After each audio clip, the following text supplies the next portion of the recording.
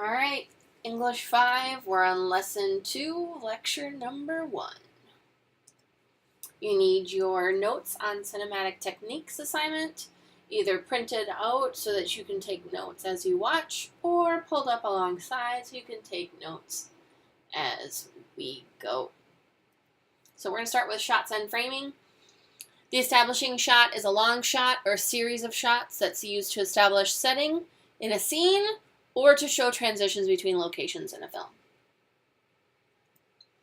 A long shot is a shot from that is from some distance so that you can see the full body of the character. So if a whole person is shown, the whole body can be seen. Medium shot is the most common shot. The camera is a medium distance from the object being filmed, and a medium shot shows the person from the waist up. A close-up is when the image being shot takes up at least 80% of the frame.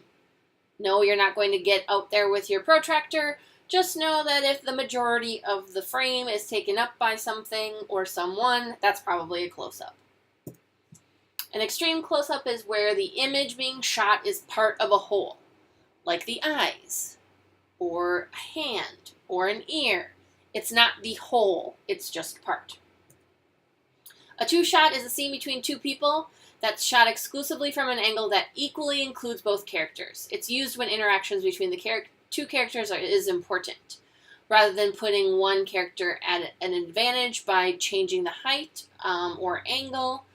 This two-shot sets them on even playing ground. For some additional notes, you have frame and shot. A frame is the image captured by the lens of the camera, and a shot is a single piece of film uninterrupted by cuts. You're going to take a quick effects break. You need your effects break assignment.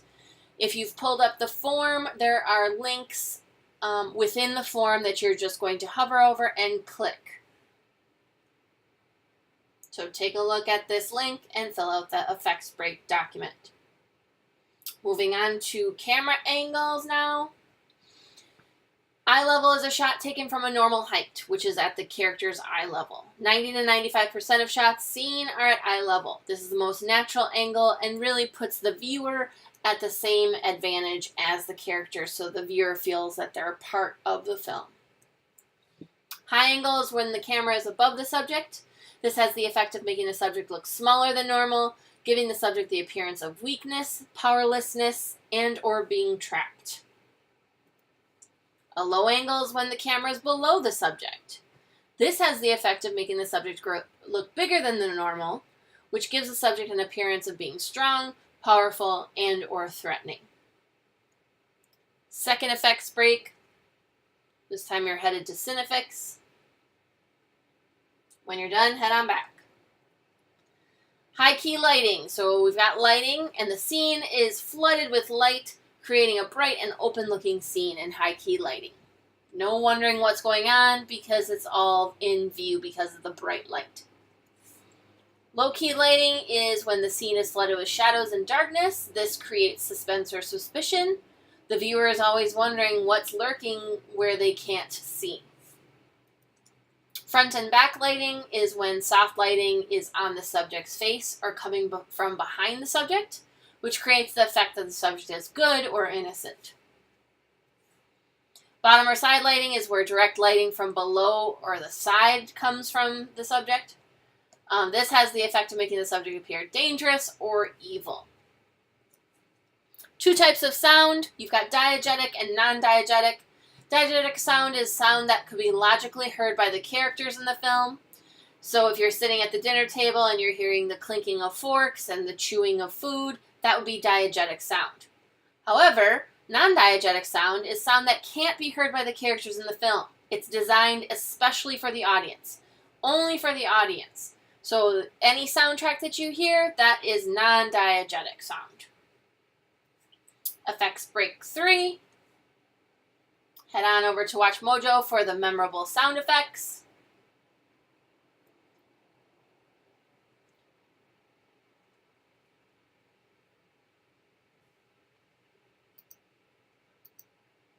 Moving on to editing techniques. You have a cut. It's the most common editing technique. where two pieces of film are spliced together to cut to another image.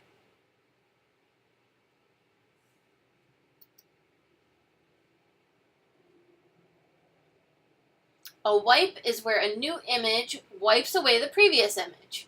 A wipe is more fluid than a cut and quicker than a dissolve. A shot reverse shot is a shot of one subject that cuts to the shot of a second subject, then cuts back to the first subject. This technique is often used for conversation or reaction shots, so that way you can see the character's reactions. Cross-cutting is when there are cuts between actions or events that are occurring simultaneously in two or more locations. It's used to create tension or suspense and forms connections between the scenes. If you're on the form, there is a link in the box for cross-cutting that you can follow to get to this link. It is a scene from Inception where cross-cutting is amazing. So make sure that you take a look at that example of cross-cutting. The eyeline match is a cut between two shots. The first shot shows a person looking off in one direction. The second shot shows either a space containing what he or she or they sees. And then this technique can show what a character is looking at and can reveal a character's thoughts. So if you take a look at this weird little film, it's an Italian film. In number 1, you can see the character, the heroine. Number 2, you can see the painting that she's looking at. Number 3, you see her reaction and you're wondering why she's reacting that way. And then number 4, you're seeing what she's looking at specifically within that painting. Okay?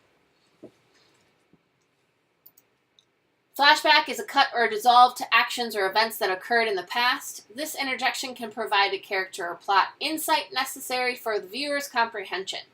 Again, if you're on the form, you're going to follow the link provided and take a look at this really well done flashback. Even if you're not familiar with the Star Wars kind of trope, take a look.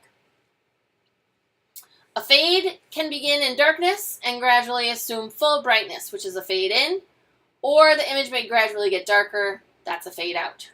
This technique leaves the viewer thinking about or anticipating possible outcomes.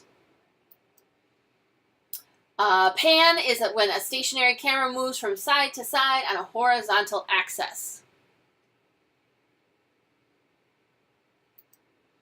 A tilt is when a stationary camera moves up or down on a vertical axis. A zoom is a stationary camera, but the lens moves to make an object appear to move closer to or farther away from the camera. Dolly or tracking, this is when the camera is on a track that allows it to move with the actions. This term also refers to any camera mounted to a car, a truck, a helicopter, a plane, something that's also moving. A boom or a crane, this is when a camera is on a crane over the action. This is used to create overhead shots. And finally, you've got a storyboard. A storyboard is a series of drawings or photographs that the director creates before the movie is filmed to help visualize the sequence of events that will appear later on the screen. The film techniques the director intends to use will be noted as well. Lastly, take a look at your effects break, the final one. It's the dramatic slow motion scenes according to WatchMojo. Check it out.